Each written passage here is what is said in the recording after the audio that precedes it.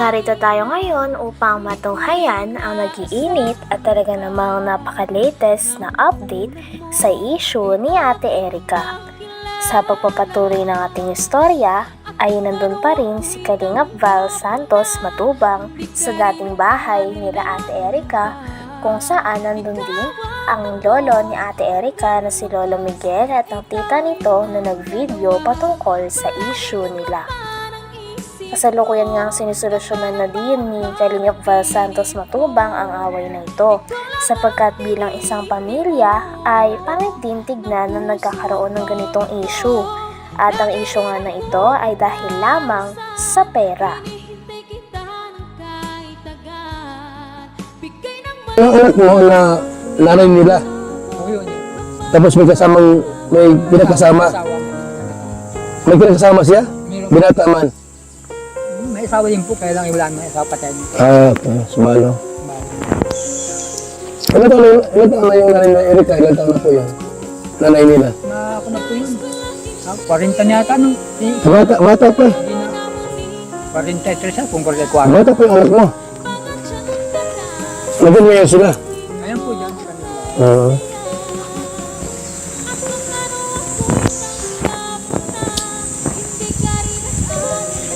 Hindi po masisilip yung, hindi masisilip dyan. Kaya sila ito. Malayo po dun baga po sa yung paglusong doon na, tapos may kahon. Oo. Ano na sila? Kaya yun po na at malalawin ito na dami. So yung bahay ng tatay po, mga kalingap. Sige ating... Ipinakita din muli ni Kalingap Val Santos Matubang ang bahay nila Ate Erica. Dapat daw kasi talagang papagawa nito at i-renovate, ngunit hindi na lamang natuloy sapagkat hindi na nagpa-vlog si Ate Erica kay Kalingap Rab. Ito nga ay dahil nakuha na pala ni Ate Sheila May ni Erica ang pera kay Sir Jun A at nais nito na hindi na ipadaan kay Kalingap Rab ang pera, nang sa ganon ay maging mas mabilis na lang daw ang pagpapatayo ng bahay. Kaya naman isa din ito sa pinag-awayan ng pamilya dahil ang mga pera na binibigay ni Sir Jun A ay hindi rin nakakatikim ang pera ang pamilya ni Ate Erica, kahit sinasabi ni Sir Jun A na pampamilya ito. Gulat. Ano ba yan? Jun A, kung ikaw po nakikinig, napanood sa ating video. Ano masasabi niyo po sa mga sinabi nila kung lang matanda? Dito ako para tulungan po sila kasi nagtawag sa atin, chat, nag-text at yun po humingi tulong sa atin.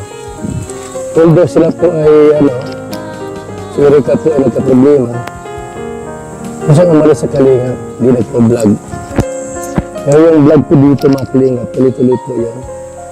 Kasi ang naka-scout dito ay si Riel at Malalan. Lolo Miguel.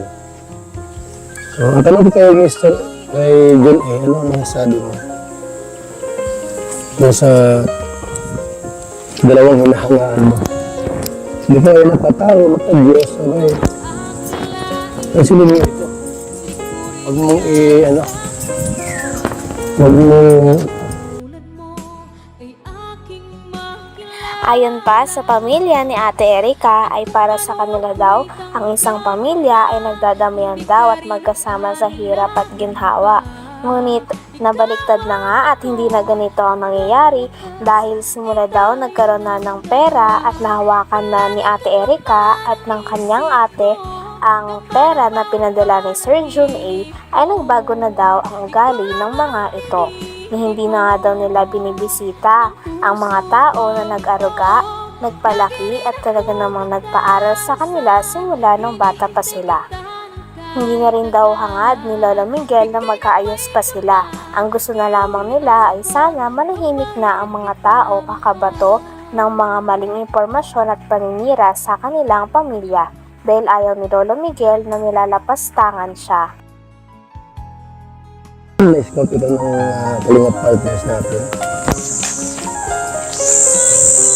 Pero divert kay Erica yung tulong po Kasi naging Kalingap Angel po yun. Yung nga problema, binabag yung Kalingap Rab. Umayaw po. Yung pala po ay nagapang na. No? Meron na silang usapan nila sila may at binawit po yung perang 200,000,000 na ibigay kay Kalingap Rab para pagawa ng bahay, pinauli po.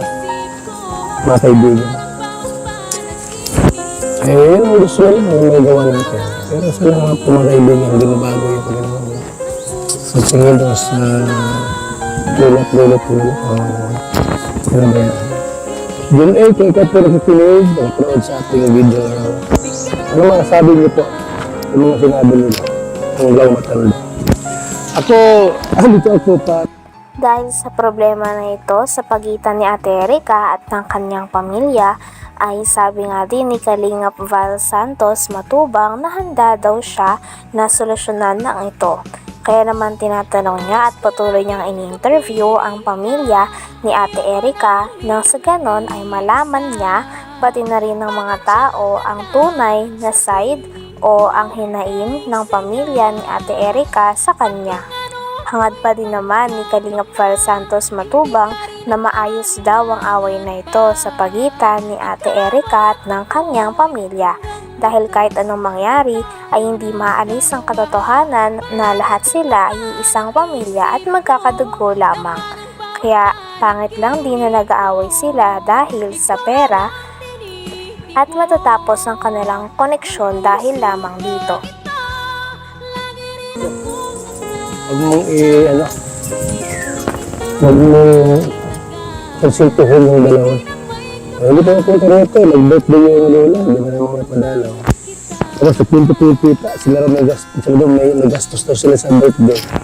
Yung pala totoo na pagbigyan na may birthday dito. Ano po? So, Kang! Paalam mo rin pa nga sa may lupa. Para i-repair ko yung bahay ninyo, ano? Tapos ayos na ito yung problema. Sana, tay. At malamang madala ko yung nag-isip ni Erica dito. Sila na. Yan na po sa akin. Magtapo ka na? Pinires ko na po sa aking memorya. Magtapo ka na sa kanila. Yan po na po yun. Kung sakaling bumalik, kung yung tawad, tanggapin mo. Kahit na po. Yan na talaga. Masagit na ka sa loob, ano? Siyempre po sa ginawa lang yan. Kahit pag ikaw na so, Kinwento pa ni Lolo Miguel kay Kalingap Val Santos Matubang na talagang simula daw pagkabata ay nandun na si Ate Erica at ang kanyang ate sa poder ng lolo at lola nila. Ito na nga ang nagpalaki at nagpaaral at talaga namang kumukop sa kanila ng kanyang ate. Kaya naman masama rin sa loob ng lolo ni Ate Erica na masabihan sila ng mga masasamang salita. Dahil ayaw niya rin na nilalapastangan siya at sa tingin niya ay wala daw utang na loob si Ate Erica at ang kanyang ate. tanggal. So ngayon, wala na. Wala na. Hindi ko hinihiwalay sa aming mag-asawa yan. Dalawang yan. Maliit pa nasa kompa po kami sa Labo, sa Malasugi. Kami kasama sila. Maliit pa po yun. Palit pa lang.